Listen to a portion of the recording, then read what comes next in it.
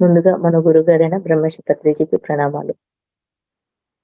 నిన్న మనం Jonathan Livingstone seagull బుక్‌లో కొంత భాగం తెలుసుకున్నాము.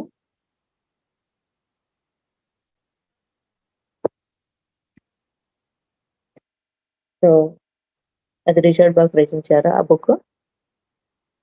మరి సీగల్ అనేది సముద్ర జాతి పక్షి.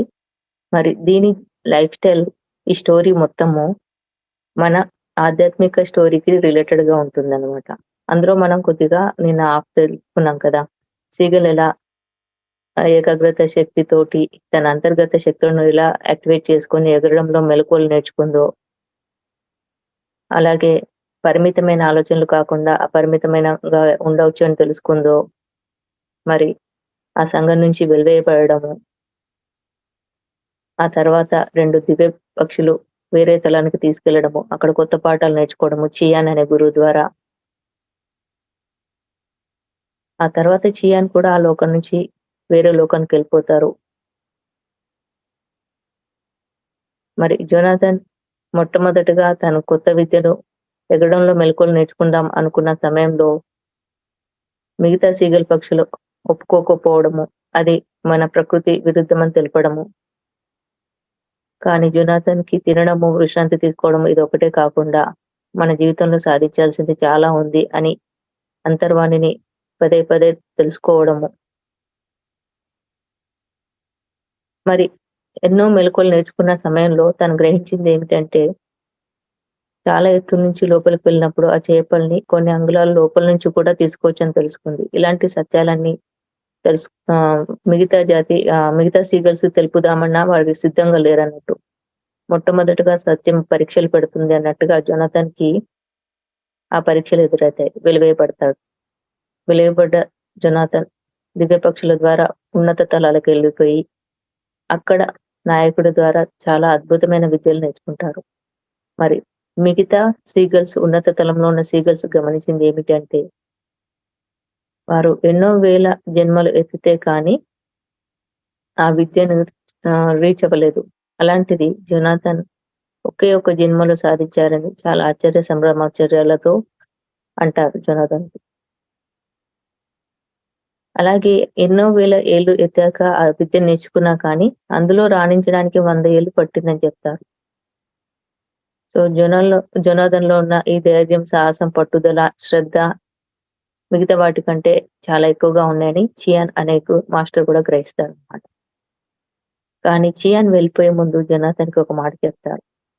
నీవు ఇప్పుడు నీ అంతర్గతంలో ప్రేమను చూపించు. నీ వెలివేయ వారి పట్ల ప్రేమను పెంపొందించుకో. నువ్వు చేయాల్సిన లక్ష్యం అదే అని చెప్పి వెళ్ళిపోతారు. అది గుర్తుపెట్టుకుంటారు జొనాథన్. పెట్టుకొని అక్కడ శిష్యులను తయారు చేస్తూ ఉంటారు. ఆ ఉన్నత తలంలోనే ఎంతో మందికి ఎగరడంలో మెళకువలు నేర్పిస్తూ ఉంటారు. ఎగరడంలో మెళకువలు నేర్పిస్తూ ఉంటూ అక్కడ చాలా మంది శిష్యులు తయారవుతూ ఉంటారు. అప్పుడు జొనాథన్ లోపల ఒక వాయిస్ వినిపిస్తుంది. నువ్వు ఎక్కడికైతే వచ్చావో అక్కడికి వెళ్లి నీలాంటి వారికి సహాయం చేయమని. ఆ తలంలో అంతా టెలిపతి ఉంటుంది. అక్కడ ఆ వాయిస్ రాగానే పక్కనున్న ఇంకో సీగల్ గ్రహిస్తుంది. నువ్వు మళ్ళీ అక్కడికి వెళ్ళాలనుకుంటున్నావా ఆ భూతలానికి? అక్కడ నువ్వు వెలివేయబడ్డావు. అరచేతిలో స్వర్గం చూపిద్దామనుకుంటున్నావు. ఎంత ఎత్తులో ఎంత దూరంలో ఎగరగలరో అంత దూరాన్ని చూడగలరు. గుర్తుంచుకో అని చెప్తాడన్నట్టు. మళ్ళీ జొనాథన్‌కి ఆలోచన మొదలైతుంది. నిజమే కదా! ఎంత దూరంలో ఎగరగలరో అంతే దూరాన్ని చూడగలరు. నేను వాళ్ళను ఎలా చెప్పగలను అని అనుకుంటాడు. కానీ మొదట్లో జొనాథన్‌లో అంతర్వాణి వేధించినట్టుగా అక్కడికి వెళ్లి నేర్పించమనే వస్తుందన్నమాట. ఇంకా నిర్ణయం తీసుకుంటాడు. అక్కడికి వెళ్లి నాలాంటి ఆసక్తి గల పక్షులు ఉండవచ్చేమో! ఎంతోమంది సంఘం నుంచి బహిష్కరించబడి ఉండవచ్చేమో! వారికి నేను విద్యను బోధించాల్సిన అవసరం ఉందేమో అని గ్రహించి వెళ్తానని డిసైడ్ అవుతాడు. అప్పుడు అక్కడ సీగల్ అంటుంది. మరి మన స్నేహం ఇలా నువ్వు దూరంగా వెళ్ళిపోతే అంటే, నువ్వు మళ్ళీ మూర్ఖుడిగా ఆలోచిస్తున్నావు. మన చైతన్య స్థితిలో ఉన్నాము. మనకు స్థలము, కాలంకి అతీతులము. అది. ఈ ప్రదేశాన్ని పట్ల ఏర్పరచుకున్న అనుబంధాన్ని వదులుకొని వర్తమానానికి అతీతంగా ఉండు. మనం కాలంతో ప్రయాణించగలము. ఈ విద్య కూడా జొనాథన్‌కి తెలిసిపోతుందన్నమాట. భవిష్యత్తులోకి ఎంటర్ అవ్వగలుగుతాడు. ఫ్యూచర్‌లోకి ఎంటర్ అవుతాడు. అంతటి అతని ఆత్మశక్తితోటి, ఆత్మస్వేచ్ఛతోటి, ఉన్నత శక్తితోటి ఉండే శక్తి ఉంటుందన్నమాట. ఆ స్థితిలో ఉంటాడు జొనాథన్. అదే తనకు గుర్తు చేస్తాడు. అవును కదా! నువ్వు చాలా తెలివైన వాడివి అని చెప్పి ఆ సీగల్ వీడ్కోలు చెప్తుంది జొనాథన్‌కి. ఇంక జొనాథన్ తన ఎప్పటి ప్లేస్‌కి విజిట్ చేయడానికి వచ్చేస్తాడు ఆతలంలోకి. సముద్రం దగ్గర. అక్కడ ఒక సీగల్, యువ సీగల్ అంటే ఫ్లెచిన్ అనే సీగల్ ఏం చేస్తుందంటే ఆల్రెడీ బహిష్కరించబడుతుందనమాట. ఆ ఫ్లెచిన్ అనే సీగల్ గొనుక్కుంటూ ఉంటుంది. బహిష్కరించబడినాక మిగతా సీగల్‌ని తిట్టుకుంటుంది. వీళ్ళకి బుద్ధి లేదు. నన్ను బయటకు బహిష్కరించేశారు. నేను ఒక ముసలి సీగల ముందు పల్టీలు కొట్టడం అది పెద్ద నేరమా? ఘోరమా? చిన్నగా ఎగురుతారు వాళ్ళందరూ. చిన్నగా ఎగరడం అనేది దోమలు కూడా చేస్తాయి. ఇదే ఓ జీవితమేనా? ఎగరడంలో ఉన్న మెళకువలు నేర్చుకోరు. ఆనందాన్ని పొందరు. ఏది తెలుసుకోవాల్సిన అవసరం లేదు వారికి. నాలో ఉన్న గొప్పతనాన్ని గుర్తిస్తలేరు. ఏదో ఒక రోజు నా శక్తి సామర్థ్యాన్ని నిరూపించుకుంటాను. వారితోటి గొప్పవి అని అనిపించుకుంటాను అని ఇలా గొనుక్కుంటూ గాల్లో పల్టీలు కొడుతూ ఉంటుంది ఆ చీమ. వెంటనే పక్కకుకెళ్ళి జోనాథన్ వాయిస్ వినిపిస్తుంది. నిన్ను బహిష్కరించిన వారి పట్ల ప్రేమతో, దయతో ఉండు అని. ఆ వాయిస్‌లో మృదుత్వము, అలాగే ఆ శబ్దానికి తనలో ఒక ఎనర్జీ సమతుల్యతను కోల్పోయే విధంగా ఫ్లెంచింగ్‌లో అవుతుందనమాట. చూసేసరికి పక్కకి జొనాథన్ స్థిరత్వంతో గాల్లో తేలుతూ ఉంటాడు. ఇక్కడ ఫ్లెచింగ్ ఏమో రెక్కలు ఆడిస్తూ వెళ్తుంది. కానీ ఇంత స్థిరత్వంతో, ఇంత తేలికగా జొనాథన్ పక్కకి వెళ్ళడం చూసి ఆశ్చర్యపోతుంది. నేను ఇక్కడే ఉన్నానా? నా తలంలోనే ఉన్నానా? చనిపోయానా? అనుకుంటుంది ఒక్కసారి జొనాథన్‌ని చూసి. తర్వాత అర్థమయ్యేదేమిటంటే జొనాథన్ అంటాడు, "నీకు నాలాగా ఎగరాలనుందా?" అంటే, "ఇలాంటి విద్య నేర్చుకోవాలనుందా?" అని అంటారు. "అవును. నాకు నేర్చుకోవాలనుంది" అని చెప్తుందన్నట్టు. అయితే మొట్టమొదటగా మీ వారిని క్షమించు అని చెప్తారనమాట. "ఇలా ఉన్నతమైన విద్యల్ని నేను నీకు నేర్పిస్తాను" అని జొనాథన్ చెప్తాడు. సరే చేస్తానులే అనంటారు. ఎవరైతే మనల్ని బహిష్కరించారో వారు వారి పంటే బహిష్కరించుకున్నట్లు. తర్వాత వారు ఈ విషయాన్ని అర్థం చేసుకుంటారు. నువ్వు ఆలోచించిన విధంగానే వారు ఆలోచిస్తారు అని చెప్తారనమాట. అప్పుడు ఈ ఫ్లెచింగ్ అనే సీగల్ జొనాథన్ చెప్పిన విధంగానే ఫాలో అవుతుంది. చాలా కొత్త విన్యాసాలని, అద్భుతమైన ఆహ్, ఎగరడాల్ని, మెళకువలని అన్నిటిని నేర్చుకుంటూ ఉంటుంది. ఫ్లెచింగ్‌తో పాటు చాలా బర్డ్స్ కూడా సీగల్ బర్డ్స్ కూడా ప్రాక్టీస్ చేస్తూ ఉంటాయి ఈ కొత్త విద్యని. వీరందరూ ఆ ప్రాక్టీస్ చేస్తూ ఒక నెల మొత్తం ఈ విద్యల మీదనే ఉంటాయన్నమాట. చాలా అద్భుతమైన గొప్ప విన్యాసాలు నేర్చుకుంటూ ఉంటాయి. ఈ శరీరం అనేది మన ఆలోచన శక్తి ద్వారానే నిర్మితమైంది. ఇది మన ఊహా శక్తికి ఉంది. దీనికి అతీతంగా మనం ఉండగలము అని జొనాథన్ చెప్తారు. ఇలా వారికి నేర్పించడము, ఆ తర్వాత పాఠాలు నేర్పించడము, బోధించడము ఇది చేస్తూ ఉంటారు. అలా ఒక నెల గడిచిపోతుంది. ఆకాశంలో పల్టీలు కొడుతూ కిందికి రావడం అనేది ఫ్లెచింగ్ యొక్క స్పెషాలిటీ అన్నమాట. ఆ సీగల్ యొక్క. అప్పుడు జొనాథన్ చెప్తారు, "మనం బహిష్కరించబడ్డ ప్లేస్‌కి ఆ గుంపులో దగ్గరికి వెళ్దాము" అంటారు. వీరు ఒప్పుకోరు. బహిష్కరించిన ప్లేస్‌కి వెళ్తే వారు యుద్ధాన్ని ప్రకటిస్తారు. మనకొద్దు అంత దూరం అవసరమా అనుకుంటుంది. ఫ్లెచింగ్ అండ్ మిగతా సీగల్స్. ఇలా బహిష్కరించబడిన సీగల్స్ అలా అనుకుంటూ ఉంటాయి. ఆ! కానీ జొనాథన్ అంతలోపే స్టార్ట్ అవుతాడు పయనం. ప్రయాణిస్తూ ఉంటాడు. వాళ్ళు అనుకుంటారు మిగతా సీగల్స్ 10,000 సంవత్సరాల నుంచి ఈ బహిష్కరణలో మళ్ళీ ఆ సంఘంలో చేర్చుకోవడం ఎప్పుడూ జరగలేదు. ఆ చట్టాన్ని వాళ్ళెప్పుడూ ఉల్లంఘించలేదు. ఇప్పుడు మనము అక్కడికెళ్తే యుద్ధమే జరగొచ్చేమో. జొనాథన్ ఒక్కడే ఎళ్తున్నాడు పద మనం గూడా వెళ్దామని ఇవి కూడా ఎళ్ళిపోతాయి. అలా ఒక త్రికోణాకృతిలో వెళ్తూ అక్కడికి చేరుకుంటాయన్నమాట. అక్కడికి చేరుకోగానే ఏమవుతుంది అంటే, ఒక్కొక్కటి విన్యాసాలు చేస్తూ చాలా అద్భుతమైన ప్రదర్శన చేస్తూ ఒక ఇసుక తిన్నెలపై వరుసగా చేరుతూ ఉంటాయి. ఇదంతా చూస్తూ అక్కడ ఉన్న సంఘం వాళ్ళు వేల మంది సీగల్స్ ఆశ్చర్యచకితులై అద్భుతంగా చూస్తారన్నమాట. సడెన్‌గా షాకింగ్ తోటి. ఏం జరుగుతుంది ఇదంతా? వీళ్ళందరూ బహిష్కరించబడ్డ సీగల్స్ కదా అనుకోని సడెన్‌గా కోపమొచ్చేస్తుంది వాడికి. కోపమొచ్చేసి ఇక్కడికెందుకొచ్చారు అని వాళ్ళు డిస్కషన్ స్టార్ట్ చేస్తారు. వాళ్ళకి వీళ్ళకి మధ్య డిస్కషన్ అవుతుంది. సో, ఆ డిస్కషన్స్‌ని జోనాథన్ పట్టించుకోడు. వారు చూడగానే వీరికి విద్యలు నేర్పించడము, ప్రాక్టీస్ చేయించడము, నేర్చుకున్న విద్యల్ని విన్యాసాలు చేయడము, ఇది చేస్తూ ఉంటారనమాట.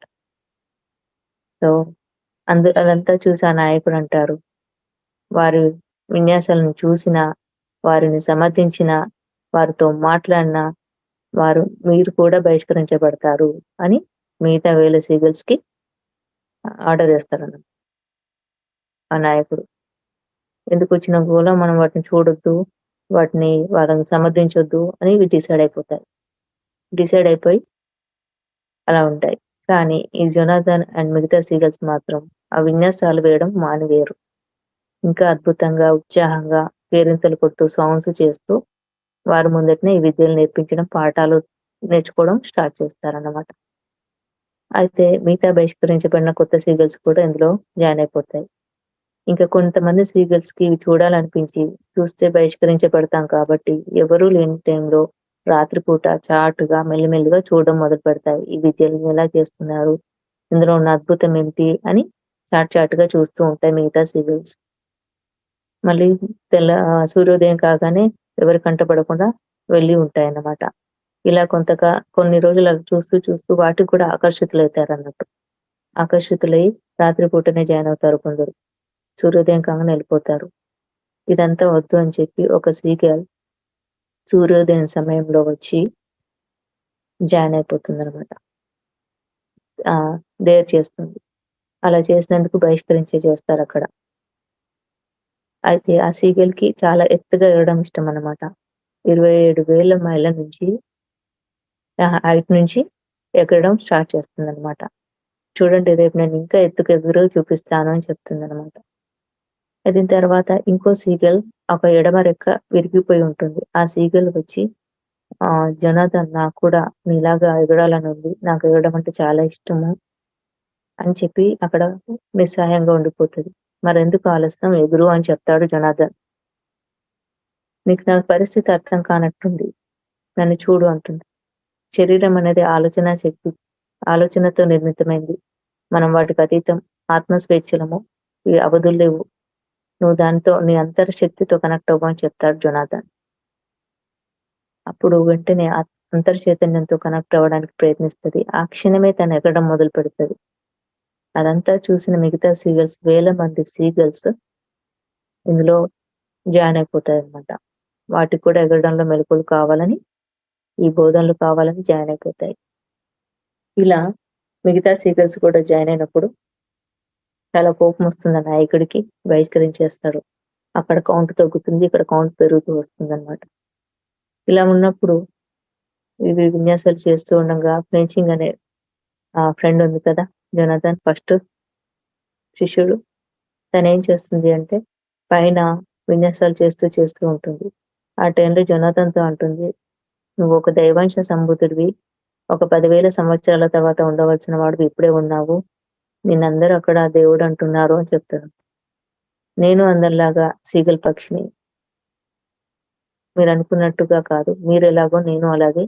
కాకపోతే నేను ఎగరడం అనే దాన్ని చాలా ఇష్టపడి, అందులో ఎంతో ఉత్తీర్ణత చెందాను. శ్రద్ధగా నేర్చుకున్నాను. అంతే తేడా అని చెప్తాడన్నమాట. అక్కడ మాత్రం అలా అనుకుంటున్నారని ఫ్లెచింగ్ చెప్తుందన్నమాట. ఆ తర్వాత ఈ ఫ్లెచింగ్ ఏం చేస్తుందంటే, ఇలాగే విన్యాసాలు చేసి పల్టీలు కొడుతూ చాలా వేగంగా కిందికొస్తున్న సమయంలో అప్పుడే ఒక చిన్న సీగల్ పక్షి వాళ్ళ తల్లిని పిలుచుకుంటూ వెళ్తుంది, ఎగురుతుంది. ఆ పక్షికి ఎక్కడ తగులుతున్నావు అని చెప్పేసి వెంటనే ఒక బండరాయికి తగిలిపోతుందనమాట. తగిలిపోయేసరికి అక్కడికెళ్ళేసరికి ఒక షాక్ గురవుతదనమాట. ఆ బండరాయికి తగిలే సమయానికి. కానీ ఆ బండ లోపల నుంచి కూడా చొచ్చుకొని పోయి వేరే తలంలోకి ఎంటర్ అవుతది. ఈ ఫ్లెంచింగ్ అనే సీగల్. అక్కడ బతికానా? చనిపోయానా? అని ఆశ్చర్యం గురవుతూ ఉన్న సమయంలో జొనాథన్ వాయిస్ మళ్ళీ అక్కడే వినిపిస్తుందనమాట. "నేను నీతో మాట్లాడుతున్నానంటే నువ్వు బతికే ఉన్నావు కదా!" అంటాడు. "ఇక్కడేంటి మరి ఇలా ఉందేంటి ప్రదేశం" అంటే "నువ్వు అక్కడున్న కంటే ఉన్నత తలంలోకొచ్చావు" అని చెప్తదనమాట. "అవునా?" అంటే "అవును. నువ్వు ఆ రాయిలో నుంచి గూడా రాగలిగావు నీవున్న చైతన్య శక్తితోటి" అని చెప్తే, అలా జరిగిందా అని తను తెలుసుకుంటదనమాట.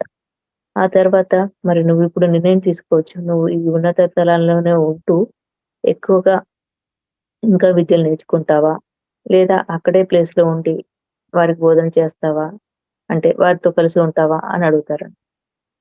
నేనిప్పుడిప్పుడే నేర్చుకుంటున్నాను. కొత్త వారికి శిక్షణ ఇస్తూ ఉన్నాను. వారు ఇంకా ఆ శిక్షణ కంప్లీట్ చేసుకోలేదు కొత్తవారు. నేనిచ్చే శిక్షణని.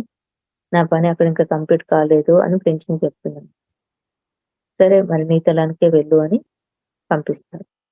అనగానే అక్కడ కింద పడి ఉన్న ఆ ఫ్లెంచింగ్ అనే బాడీ లేసి కదలడం మొదలుపెడుతుంది. కదులుతూ మెల్లిమెల్లిగా లేస్తూ ఉంటుందనమాట. ఈ తనకు గుర్తొస్తుంది. ఈ శరీరం ఆలోచనతో నిర్మితమైంది అన్న స్థితిలో ఉండడం వల్ల ఆ జ్ఞానంతో ఉంటూ, ఆ చైతన్యంతో ఉండడం వల్ల ఇదంతా తనకి ఈజీ అయిపోతుంది. అలా కదిలి లేచేసరికి మిగతా సీగల్స్ ఏమనుకుంటాయంటే, జొనాథన్ తన స్పర్శ ద్వారా, దైవశక్తి ద్వారా బతికించాడేమో అనుకుంటుంది చనిపోయిన ఫ్లెంచింగ్‌ని. అప్పుడు ఆ క్లెన్చింగ్ మిగతా జొనాథన్ నేనేం బ్రతికించలేదని చెప్తాడంట. దాన్ని ఒప్పుకోడు. ఎందుకంటే అందరిలాగా నేను ఒకటే అన్నట్టుగా చూపిస్తాడు. అప్పుడు మిగతా సీగల్స్ దెయ్యం దెయ్యం అని భయపడడం మొదలెడతాయి. అదంతా ఈజీగా మొత్తం స్ప్రెడ్ అయిపోతాయి. వేల సీగల్స్‌కి వ్యాప్తి చెంది ఒక దెయ్యం వచ్చింది అని ఫిక్స్ అయిపోతారు ఫ్లెంచింగ్. అలా పొడవడానికి ప్రయత్నిస్తారు.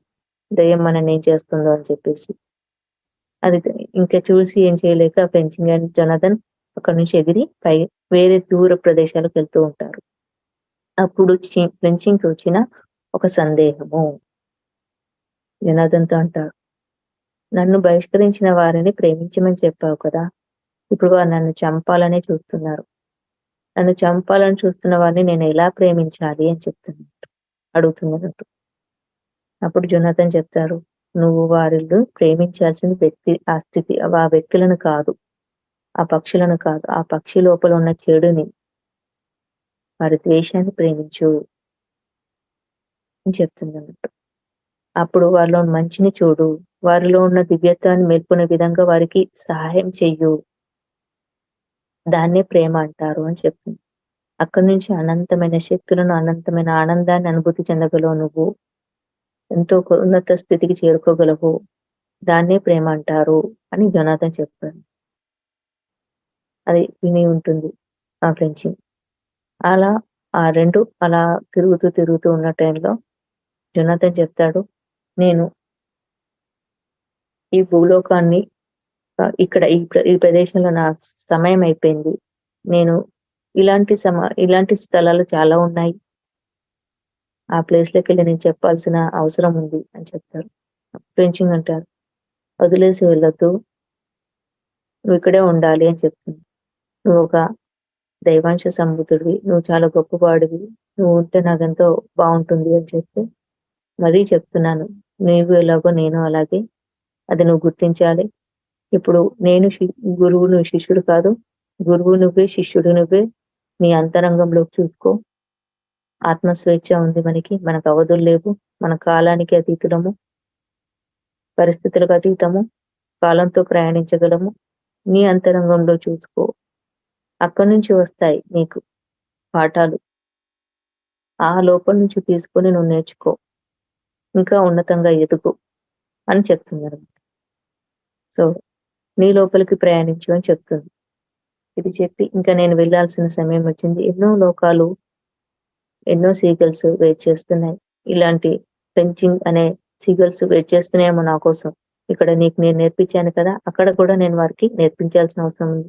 ఇక్కడ నువ్వు ఎంతో మందికి నేర్పించగలుగుతున్నావు. నీ కర్తవ్యం నీకు ఉంది. నా కర్తవ్యం గూడా నాకు తెలుస్తుంది. సో, నేనింకా వేరే ప్రదేశానికి వెళ్ళిపోవాల్సిన అవసరం ఉంది. సో, నేను వెళ్ళిపోతున్నాను.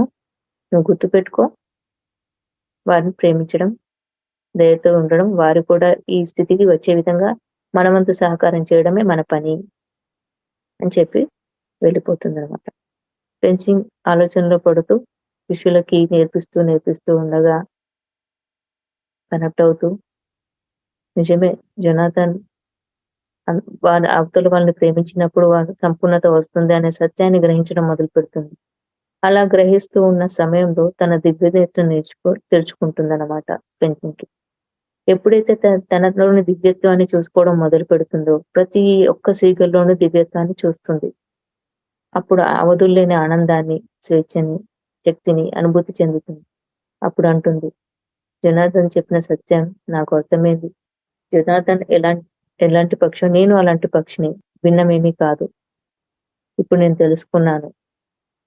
ఇంక ముందు నేను ఇంకా కొత్త విద్యలను ఇంకా సృష్టించి నీకు కూడా నేర్పిస్తాను జోనాథన్ అని అంటుందనమాట ఆనందంగా.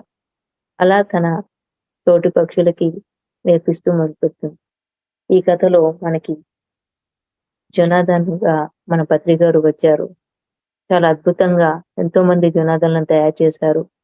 మరి వారి కర్తవ్యం ఎక్కడుందో అక్కడికెళ్లారు. ఒక ఆత్మ విజ్ఞాన స్థితిలోకి చేరిన పరమ గురువులు కర్తవ్యం ఎంత అవసరమో అంతవరకు ఉండి, వెంటనే ఆ కర్తవ్యాన్ని అందరికీ గుర్తు చేస్తూ, వారి అవసరం ఎక్కడుందో అక్కడ వెళ్ళిపోతారన్న సత్యం ఇందులో అర్థమవుతుంది మనకి. మొదటగా పరిమితమైన స్థితుల నుంచి అపరిమితమైన స్థితిని తెలుసుకోవడం జరిగింది జొనాథన్ తన సాధన ద్వారా. అలాగే మనలో ఏకాగ్రత, పట్టుదల వీటి వైపు ఉన్నప్పుడు అనంతమైన శక్తులను ఆపాదించుకుంటాం. ఆ శక్తి ఎక్కడో లేదు మన అంతర్గతంగా ఉందని తెలుసుకోవడం జరిగింది. ఎలాగైతే మన ఆనాపానసతి ధ్యానం ద్వారా మనం తెలుసుకుంటున్న విధంగానే. అలాగే తినడము, పడుకోవడమే కాదు, సాధించాల్సింది ఏమో ఉందని ఇంకా తెలుసుకోవడం జరిగింది. ఈ అద్భుతమైన విన్యాసాలతో పాటు అవధుల్లేని లోకాలను వెళ్ళిపోవచ్చు. కాలానికి అతీతంగా వెళ్ళొచ్చు. మనం భవిష్యత్తులోకి వెళ్ళొచ్చు. ఫ్యూచర్‌లోకి భవ్ వర్త్ పాస్ట్‌లోకి వెళ్ళొచ్చు. ఇవన్నీ ఎన్నో రకాల విద్యలు, ఎంతో కొత్త స్థితులు. ఇదంతా మన ఆత్మస్వేచ్ఛతోటి, ఆత్మస్థితిలో ఉన్నప్పుడు జరుగుతుంది అన్న సత్యం ఈ జనార్దన్ లివింగ్స్టన్ ఈ కథ ద్వారా మాకు అర్థమవుతుంది. తనలాంటి ఎంతో మంది సీగల్స్ తయారు చేయగలిగింది ఒక సీగల్, జొనాథన్ సీగల్. సో, ఆత్మజ్ఞాన స్థితిలో ఉన్న పరమ గురువు ఊరికే కూర్చోలేరు. వారిలో ఉన్న అనంతమైన ప్రేమ అది పెంచుకున్నప్పుడు, అది ఆటోమేటిక్‌గా వచ్చినప్పుడు, ఆ విద్య, ఆ జ్ఞానం అందరికీ అందించాలి. అప్పుడే వారు సంతృప్తి చెందుతారు. అదే అల్టిమేట్ స్టేట్. సో, విజ్ఞాన స్థితిలో ఉన్నవారు ఊరికే ఉండలేరని అన్నారు కదా! మనం ఆ బుక్‌లో చదివినప్పుడు.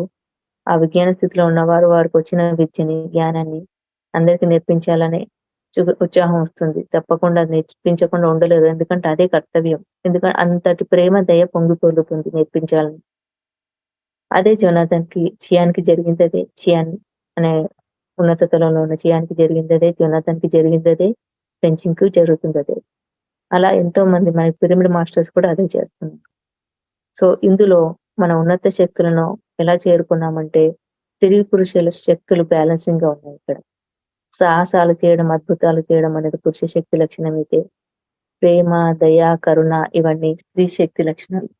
ఇలా స్త్రీ, పురుష శక్తుల లక్షణాలు బ్యాలెన్సింగ్‌గా ఉన్నప్పుడు మన ఆత్మశక్తితోటి, అనంతమైన జ్ఞానంతోటి ఎలా అనుసంధానం అవ్వచ్చో సాధన ద్వారా, ఏకాగ్రత ద్వారా ఇవన్నీ ఇందులో తెలుసుకోవడం జరుగుతుంది. మన అచ్చంగా ఆనాపానసతిలో ఎలా ఉందో ప్రాసెస్ వన్ బై వన్ అపోదిపోభావం ఎవరిని వారు తెలుసుకోవడం, నీ లోపలనే ఉంది నిన్ను నువ్వే చూసుకో అని ఆ స్టేట్‌కి తీసుకురావడం జరిగింది. 'సీగల్' అనే స్టోరీ ద్వారా. ఈ జొనాథన్ సీగల్ స్టోరీ. సో, మొట్టమొదటగా జొనాథన్ సీగల్ తన అపరిమితమైన ఆలోచనలను ఉన్నాయి. కార్యసాధనకు ఏది అడ్డు రాదని తెలుసుకోవడం జరుగుతుంది. అలాగే మనం కూడా అదే. ఆ తర్వాత బహిష్కరించినా గాని సత్యంతోటే ఉంటాడు. ఎగరడంలోనే ఆనందాన్ని అనుభవిస్తాడు. కేవలం తినడం, పడుకోవడం కాకుండా మరి తనలో ఉన్న ఉన్నత శక్తికి, అంతర్వానికి ద్వారా కొత్త మెళకువలు నేర్చుకోవడం చూసి దివ్యత్వంతో కనెక్ట్ అవుతాడు. ఆ దివ్యత్వంతో వల్ల ఉన్నత తలాల్లో కొత్త విద్యలు నేర్చుకుంటారు. ఎలాగైతే అక్కడ మిగతా సీగల్స్ సాధించలేని అద్భుతమైన శక్తిని 1000 జన్మలెత్తినా సాధించలేని శక్తిని ఒకే ఒక జన్మలో నేర్చుకుని ఉన్నతమైన స్థితికి ఎదుగుతాడు. ఆ తర్వాత అక్కడ చియాన్ అనే గురువు ద్వారా కొత్త విద్యను నేర్చుకుంటారు. బహిష్కరించే వాడిని ప్రేమించడం అనే కొత్త ప్రాసెస్ నేర్చుకొని, ఆ ప్రేమ ద్వారా ఎవరికైతే మనం బహిష్కరించబడామో వారిని ఈ విద్యను అందించాలనే సత్యాన్ని తెలుసుకుంటాడు. అక్కడికి ఎంటర్ అవ్వగానే మరి వారికి కూడా ఇలాంటి జొనాథన్ లాంటి పక్షులను తయారు చేస్తారు. వారి ఆత్మ సత్యాన్ని మనం ఎగరడం అనేది మన ప్రత్యేకత, మన ఆత్మ స్వేచ్ఛ, దేనికి అవధులు లేవు అన్న సత్యాన్ని వాడికి బోధిస్తారు. మన లాస్ట్‌కి మీకు మీరే గురువులని చెప్తారు. నేను కాదు, మీ లోపలికి వెళ్ళు, మీకు మీరే గురువులని చెప్తారు. ఎలాగైతే మన ధ్యానంలో చెప్పడం జరిగిందో అలాగే స్టోరీలో ఎవ్రీథింగ్ ఉంది. ఇంత అద్భుతమైన స్టోరీ అందించిన రిచర్డ్ బాకి ధన్యవాదాలు. సో కథ ఇదండి. Thank you so much all. Thank you all.